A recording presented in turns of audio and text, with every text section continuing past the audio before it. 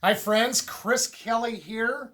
Happy Tuesday to you. And again, if you're seeing this tomorrow, then happy Wednesday. At any rate, I wanted to get out some data for the week, or rather last week. Um, but, I thought I would do something slightly different, and that's maybe tell a little bit about the story behind the numbers or the story behind the data.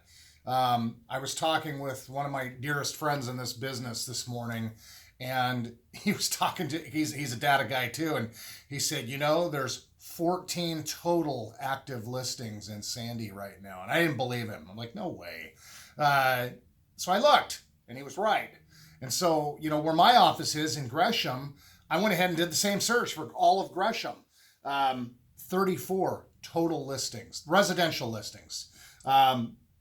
What's interesting behind that, though, is in Sandy, there's 53 pending transactions, and there's 107 pending residential transactions in Gresham right now. So that should make the numbers come pretty clear.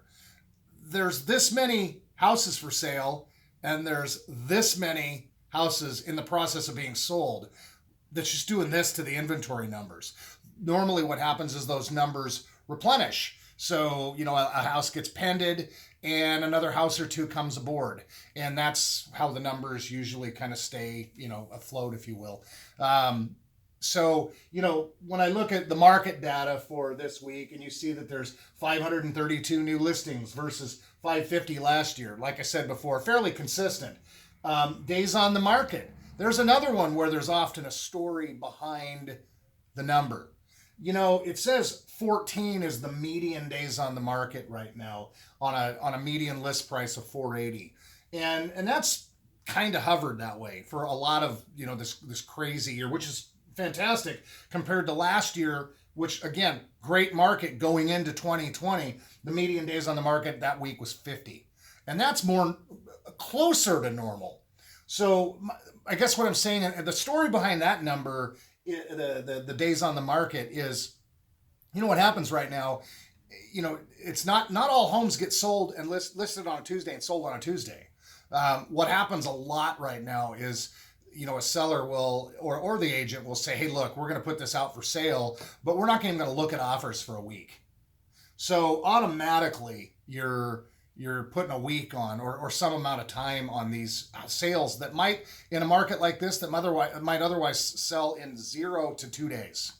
Instead, it's going to be 5 days or 7 days or 9 days. So these numbers are a little skewed. They would even be worse if all sales or all listings rather were if all offers were looked at the time they were written, and that's just not what happens right now. So it skews the numbers a little bit. The data about just available listings though versus what is pended, that is the biggest telltale. Here's what's really going on in the market.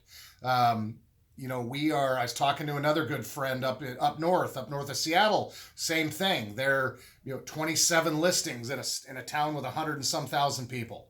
So, you do the math on that. There's a lot of people that want to do things in real estate right now that just aren't able to, and so they're not becoming a seller because they know that they can't be a buyer. And so that problem just gets exacerbated or amplified. And so what do you do about it? I don't know the answer to that. If I did, I'd be retired or a lot closer to it. So what we do is try our best to give our clients good inputs, good information. If we think it's the right thing to do, we pursue it. If we think it's something we should wait on, we tell them. People get hung up, and this was my dear friend Scott said it really well.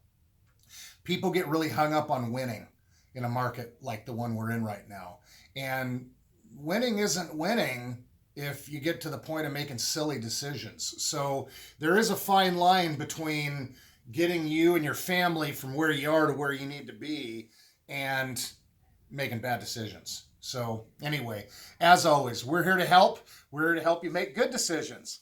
If you or any of your friends or family need any kind of help, any kind of advice, any kind of input, feel free and reach out and let me know. I hope you and yours are staying well. Till the next time.